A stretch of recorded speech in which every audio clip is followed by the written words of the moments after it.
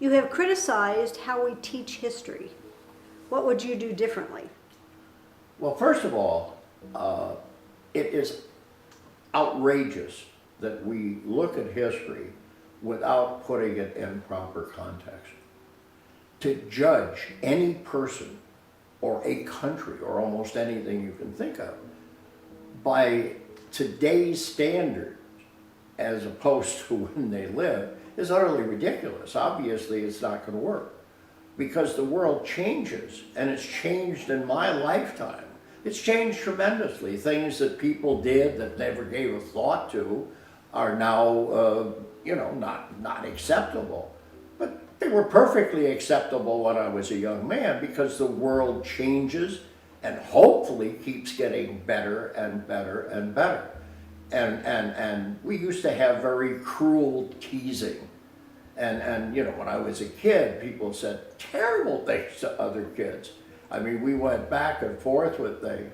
And in those days, nobody gave it a second thought. That was the way the world was. And so you were really, really cutting with your insults to your friends. And over the years, we said, that's not a good idea. And we decided we're going to knock out bullying, which a lot of the time involved those kind of things. And no matter what you look at, I mean, for example, when we try to decide that some person is a good guy or a bad guy, depending upon whether they were involved in slavery or going to countries that were conquered by new people and so on. Well, that's the way the world worked. When you talk about people who have stolen their property from other people to form their country, well, that's true. That's the way it worked. But unfortunately, that's the way it worked, period. If you're going to condemn every country on the planet that is living on territory that wasn't theirs originally, well, then you're only going to have one country in the whole world because everybody else stole their land from somebody else. That's the way it worked.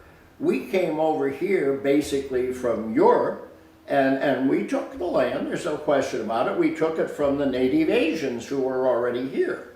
They were not Native Americans, they were Native Asians. They had come from Tibet and Mongolia and all over Asia. They came across the Bering Straits and they moved across North and then South America and they took over.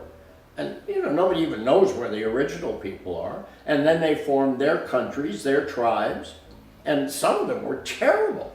I mean, if you take a look at the Mayan civilization, the Inca civilization, I mean, good Lord, I mean, the terrible places where there was not only slavery, but they had human sacrifices, things like that. Now, I'm not condemning them particularly because that's what happened in a lot of countries. And you can't condemn people that live in Mexico today because the Aztecs had human sacrifices. It's utterly ridiculous. That's what people did in those days.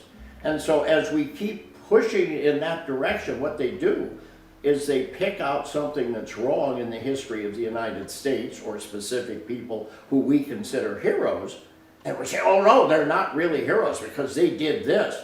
Well, no, that wasn't bad then. It was perfectly acceptable then, and everybody did it. And the worst example you can give is slavery. I mean, slavery is the most terrible, terrible, terrible thing that human beings ever came up with. It is the worst. You dehumanize human beings to the point, it's just disgusting to even think about it. But the bottom line is that for the entire history of the human race, slavery was accepted in virtually every civilization that ever existed. Not only was it accepted, but there were no critics. You go through history and find me the critics. Find me the critics within any of the great religions. The Hindus, the Buddhists, the Muslims, the Jews, the Christians, they all accepted slavery as part of the world.